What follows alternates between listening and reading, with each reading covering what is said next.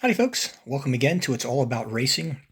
If you saw my previous video about the number 68 Ford GT40 from Bang, now there's a company that I've never heard of before up until this.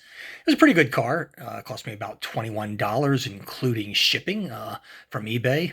I'm going to do a review on the earlier Mark II Ford GT40 from 1966, the year that they actually won Le Mans for the first time.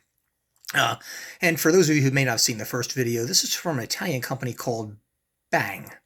They claim that they make scale model cars for collectors, high quality, made in Italy.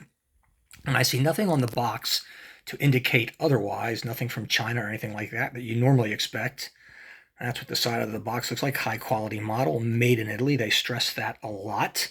I don't know if that's a good thing, because sometimes the things that come out of Italy aren't so good. But anyhow, that's what the back of the box looks like. The side, Bang all over it. And, you know, the bottom is the usual legalese that you get, a lot of it in all sorts of different languages, high quality model. Nothing about being made in China, so I suspect that's probably true.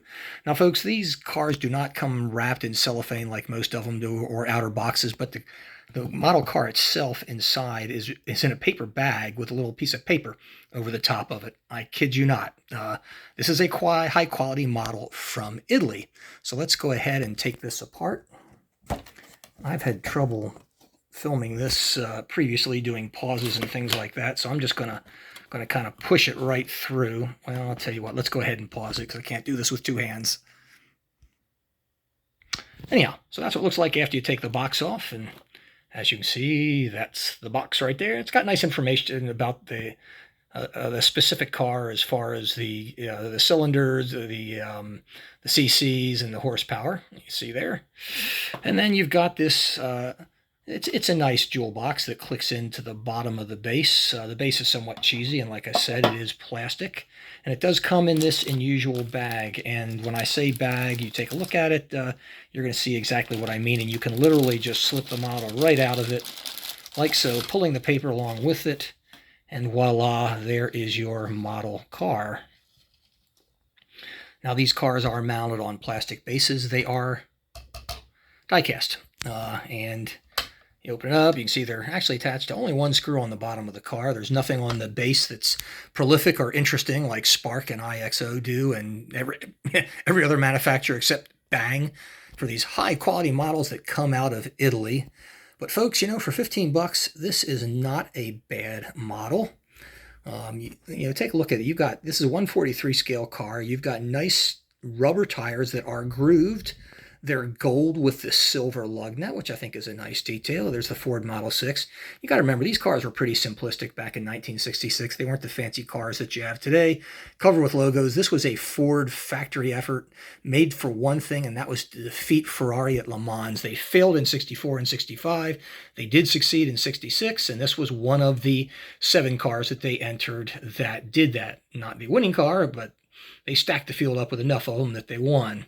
Some unique features on this car as you take a look at the front of it, and I think those big white protrusions you see often, I'm going to kind of turn this around again. I believe those might be tow hooks, 1960 style. I'm not sure.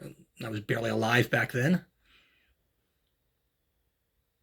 Or 1966, excuse me.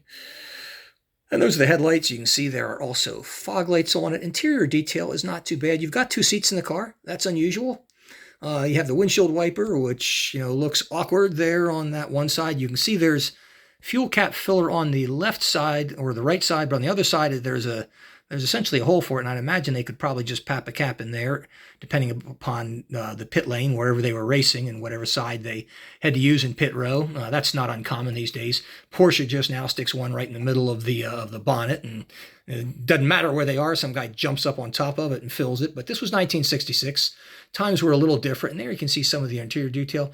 Those incredibly uncomfortable seats that they had that, I mean, just looked absolutely awful in the movie, and quite frankly, they look absolutely worse in this model. I mean, that looks like the seat from hell. You can see a steering wheel. There is a stick shift in there on the, what I would call the passenger side of the car. It's in there, kind of hard to see with this, but it's there. Otherwise, not that much as far as interior detail goes. And notice the gurney bubble on the top, which you see right there. You know, Dan Gurney, I think, was about 6'3", 6'4", and didn't fit in this car that had 40 inches from the base of it to the top of the windshield. So they had to literally, put that bubble on there to save him the embarrassment of having it banging on the top of it, if he could even fit in it. I think that might have been questionable. Nicely done, good looking lines on this car. And here's the cool thing about it, the back of it does open. And folks, this is the only diecast model car I own in my entire collection, a 1/43 scale. Well, there's the other one, the number 68 car that you saw earlier. But yeah, this one does open. Unique engine features, and it is different from the GT40 Mark IV that you saw earlier. But there's the engine. Look how long the exhaust pipes stretch out, and they just go straight out the back of this thing. Notice that the tires are grooved, something you don't see on model cars much, like not ever. In fact, I think these are the only two models I've got that have grooved tires on them. But then you close it, and you have to be careful because the exhaust pipe literally, I'm not kidding you, it does stick out the back, and sometimes you don't close it right. The toe pipe will hinder you from being able to close it. You can see the two air vents that they had, you know, back there, which I thought were kind of neat looking, rather novel for 1966. And then you got the rear ended, complete with bolts, taillights, the exhaust pipe sticking out there.